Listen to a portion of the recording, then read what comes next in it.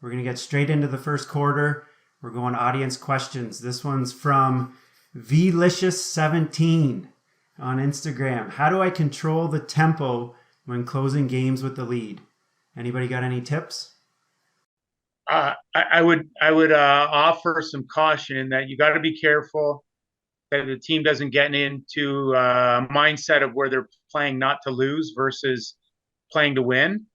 But I think if you practice situational stuff and with leads, and you have an opportunity, for example, I like running where you have, especially if you have good guards, running like a spread where you have three guys at the top, your bottom two guys out spread in the corners, and you're essentially attacking without help and without screens. So you're not bringing a second defender, but you're not attacking to necessarily score. You're attacking to create space, and they almost run like a weave and circle back out until you get to 10 on the shot clock or whatever, and then you go ahead and run it from there. But you need a disciplined group to be able to do that.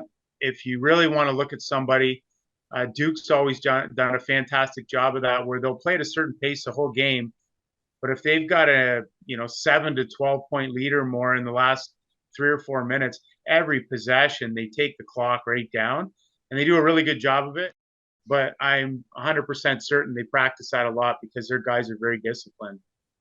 Yeah, I would also caution too. I mean, we've seen it many times. We talk about, especially during March Madness, when that underdog gets the lead, and late in the second half, they're playing up tempo, playing no fear, and then all of a sudden they slow the pace down. They're not playing the way that they were before, and you can feel that momentum just shift right away. So I would suggest also, as much as you can, keep with the tempo that you had that got you the lead and that your team is most comfortable playing.